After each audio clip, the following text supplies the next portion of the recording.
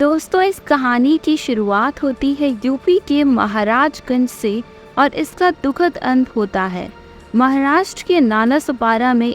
कई ट्विस्ट आते हैं और फिर होता है एक भयानक जुर्म। तो आइए दोस्तों देखते हैं क्या थी ये पूरी घटना। दोस्तों, मुंबई का एक इलाका है नालासोपारा। तारीख थी 21 जून 2019। शाम के समय कुछ लोग नायलॉन के बैग में एक युवक की लाश देखते हैं। तुरंत पुलिस को सूचना दी जाती है। पुलिस की टीम मौके पर पहुंचकर शव की जांच करती है। युवक के सिर पर और चेहरे पर काफी गंभीर चोट के निशान मिलते हैं। चेहरा पहचान में नहीं आ रहा था और मुश्किल था पहचानना। पूरे बदन पर खून ही खून था, जिसे देखने से ऐसा लगता था कि उसे बड़ी बेरहमी से मारा गया था। लाश पहचानने के लिए पुलिस के पास सिर्फ युवक की शर्ट के अलावा और कोई क्लू नहीं था। पुलिस जब उस शर्ट की जांच करती है तो उनकी नज़र शर्ट के बटन पर पड़ती है।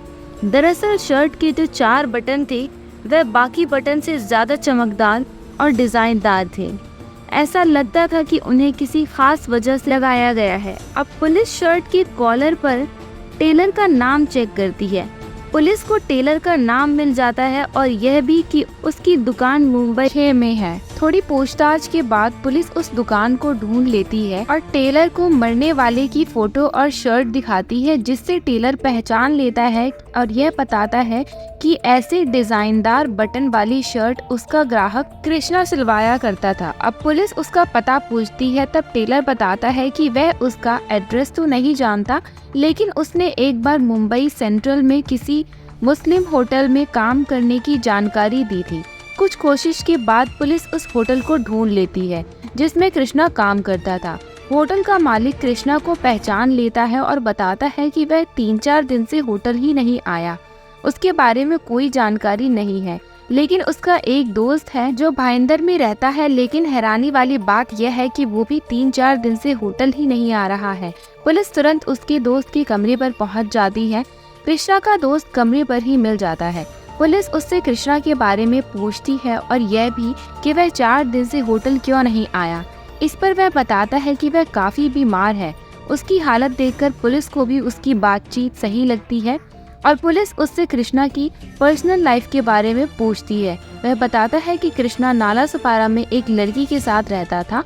उस लड़की का नाम ज्योति है, लेकिन वह उसका पता नहीं जानता।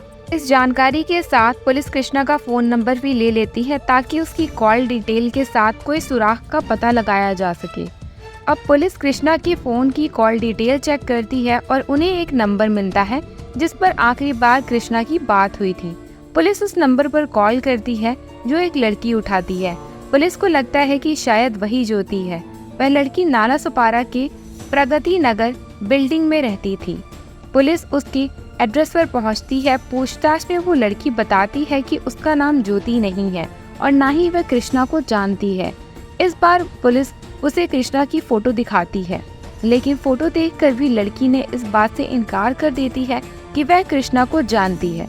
पुलिस को अब शक होता है, उसे कॉल डिटेल दिखाती है। कॉल डिटेल में अपना नंबर देखकर वह लड़की खुद चौंक जाती है।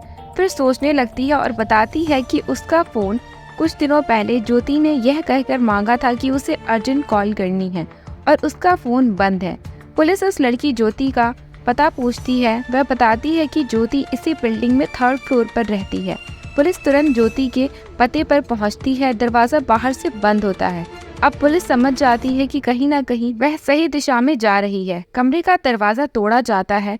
पूरा कमरा बिल्कुल साफ मिलता है। ध्यान से कमरे की जांच करने पर पुलिस को पता चलता है कि दीवार पर नया पेंट किया हुआ है, जिसे देखकर यह लगता है कि हाल ही में पेंट किया गया है। इसके बाद पुलिस फोरेंसिक टीम की मदद से वहां की दीवार को चेक करती है तो खून के छींटे मिलते हैं। बाथरूम में भी पुलिस को कुछ जगह खून के धब्बे मिलते हैं। इससे पुलिस को साफ हो जाता है कि वह हो सकता है इसी कमरे में कृष्णा की हत्या की गई हो, लेकिन हत्या का मोटिव पता करना अभी भी बाकी था। अब पुलिस इस इलाके के आसपास के सीसीटीवी फुटेज को चेक करती है। इस दौरान उन्हें 3 संदिग्ध लोग दिखते हैं, जिनमें 2 युवक और एक लड़की एक बैग के साथ दिखाई देते हैं। फुटेज को ज्यादा ध्यान से देखने पर बात साफ हो जाती है। पुलिस इस ज्योति के दोस्त को दिखाती है वह लड़की उस फुटेज को तुरंत ज्योति को पहचान लेती है। अब पुलिस को पूरा यकीन हो गया था कि इस वारदात में ज्योति शामिल है, लेकिन वह 2 लोग कौन थे जो इस हत्या में शामिल थे। अब पुलिस उन तीनों की तलाश में जुट जाती है। पुलिस उस लड़की से ज्योति का मोबाइल नंबर लेती है और कॉल डिटेल की जांच करती है। उसमें पुलिस को एक खास नंबर मिलता है। वह नंबर किसी मुख्तार का होता है। उस नंबर की लोकेशन निकालती है पुलिस। उसकी लोकेशन नालासोपारा के गोराईपाड़ा इलाके में मिलती है। पुलिस की टीम वहां पहुंचकर कई घरों में तलाश करती है। तब जाकर मुख्तार के कमरे का पता चलता है। वहां मुख्तार तो नहीं मिलता, लेकिन एक दूसरा लड़का मिलता है जो पुलिस को देखते ही डर जाता है। पुलिस उसे ध्यान से देखती है तो समझ जाती है कि यह वही शख्स है जो सीसीटीवी में दिखा था। पुलिस उससे पूछताछ करती है तो वह बताता है कि उसका नाम सूरज है। मुख्तार उसका दोस्त है। ज्योति और मुख्तार ने ही हत्या की है। मैंने तो सिर्फ लाश ठिकाने लगाने में उसकी मदद की थी और अब वह कहाँ है मुझे नहीं पता। अब पुलिस मुख्तार और ज्योति को ढूंढने में लग जाती है। करीब 1.5 महीने बाद पुलिस उन दोनों को गाजियाबाद में अरेस्ट करती है। अब पुलिस की पूछताछ से ज्योति पूरी कहानी बताती है। कहानी कुछ इस तरह है कि ज्योति यूपी के महाराजगंज की रहने वाली थी। उसका भाई यूपी पुलिस में था, लेकिन उसका अफेयर पास में रहने वाले एक लड़के से था। लेकिन भाई नहीं चाहता था कि उसकी बहन लव मैरिज करे। 5 जनवरी 2018 ज्योति ने तय किया कि वह अपने प्रेमी के साथ घर छोड़कर भाग जाएगी। उसने किया भी ऐसा ही। प्रेमी के साथ महाराजगंज से भागकर लखनऊ पहुंच जाती है। लखनऊ रेलवे स्टेशन पर उसके प्रेमी के मन में डर बैठ जाता है, क्योंकि ज्योति का भाई जो था वो पुलिस में था। इसलिए वह कहता है कि वह ज्योति के साथ कहीं भी भागकर चला जाए, लेकिन उसका भाई उन्हें तलाश कर लेगा। इसलिए वह कहता है कि वह ज्योति के साथ कहीं भी भागकर नहीं जा सकता और वह यहाँ से लौट रहा है, लेकिन ज्योति उसके साथ घर लौटने से मना कर देती है।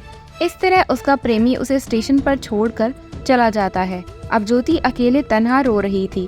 उसे रोता हुआ देखकर लखनऊ में ही कृष्णा उससे मिलता है।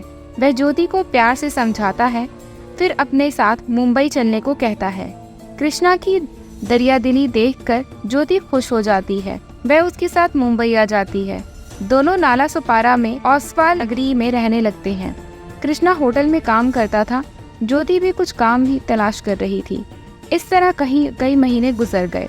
इसी बीच कृष्णा को एक दिन पता चलता है कि महाराजगंज में लापता ज्योति को तलाश करने वाले को 10,000 का इनाम रखा गया है। उस दिन कृष्णा काफी शराब पीता है, इसलिए नशे में उसे इनाम के चक्कर में लालच आ जाता है। वह यूपी में फोन करके बता देता है कि ज्योति इस समय मुंबई में है, वह उसके बारे में सुराग दे सकता है। लेकिन अगले दिन जब उसका नशा टूटता है तो वो 2 बातों को सोचता है। ज्योति को यह इनाम वाली जानकारी दे देता है। बस इसी बात से ज्योति काफी नाराज हो जाती है और उससे कहती है कि 10,000 के लिए वो उसे ही बेच डालेगा। ज्योति उससे दूरी बनाने लगती है, लेकिन चूंकि कृष्णा ने फोन कर दिया था, इसलिए दोनों को यूपी पुलिस ट्रेस कर सकती थी। इसीलिए दोनों ने पुराने फोन को बंद करके अपना कमरा भी बदल लिया। अब दोनों नालासोपारा की ओसवाली नगरी में आकर किराए पर रहने लगते हैं। यहाँ जिससे कमरे में रहते थे, उसका मकान मालिक का भांजा मुख्तार अपने मामा से मिलने वहाँ आता था। तभी मुख्तार की मुलाकात ज्योति से होती है। फिर दोनों में दोस्ती और प्यार हो जाता है। कुछ समय बाद अचानक कृष्णा को केटरिंग के काम के लिए 1 महीने के लिए पुणे जाना पड़ता है। इस बीच ज्योति बिना बताए मुख्तार के साथ प्रगति नगर में शिफ्ट हो जाती है। जब कृष्णा लौटता है तो उसे पता चलता है कि ज्योति किसी और के साथ दूसरी जगह शिफ्ट हो गई है। तब उसे यह पता लगता है कि ज्योति प्रगति नगर में कहाँ रह रही है। उसके पास जाकर लड़ाई करने लगता है। इस बारे में ज्योति मुख्तार को भी बताती है, जिसके बाद वह कृष्णा से नाराज होता है। इसी बातचीत में ज्योति ने एक दिन कृष्णा को समझाने के लिए अपने पास में रहने वाली लड़की से फोन मांगकर कॉल किया था। बात करने के बाद कॉल हिस्ट्री से कृष्णा का नंबर भी हटा दिया था। फिर रात में कृष्णा नशे में धुत होकर गुस्से में ज्योति के कमरे पर मारपीट करता है। इसके बाद नशे में धुत होने के कारण कृष्णा ज्योति के कमरे में ही बेहोश हो जाता है। काफी देर बाद जब मुख्तार कमरे में आता है तो कृष्णा को देखकर तिलमिला जाता है और गुस्से में हथौड़ी से उसके सर पर चेहरे पर दर्जनों बार हमला कर देता है। जिससे उसकी मौत हो जाती है। इसके बाद मुख्तार अपने दोस्त सूरज लाता है और आधी रात को तीनों मिलकर कृष्णा की लाश को बैग में डालकर ठिकाने लगा देते हैं। दोस्तों, इस कहानी से सबसे ज़्यादा कसूर किसका था? ज्योति के प्रेमी का, जो उसे अकेला छोड़कर भाग गया, खुद ज्योति का, जो स्टेशन से वापस अपने घर जा सकती थी लेकिन उसने कृष्णा के साथ जाने का फैसला किया जिससे वह जानती तक नहीं थी और जो उसे कभी भी धोखा दे सकता था, या मुख्तार का, जिसने कृष्णा का कत्ल कर दिया और ज्योति को भी अपराधी बना दिया। अगर ज्योति स्टेशन से अपने घर वापस चली जाती तो भविष्य का तो पता नहीं, पर वह एक अपराधी बनने से बच जाती। दोस्तों, आपकी क्या राय है? कमेंट में ज़रूर बताइएगा और अगर वीडियो पसंद आई है तो वीडियो को लाइक करिएगा। धन्यवाद।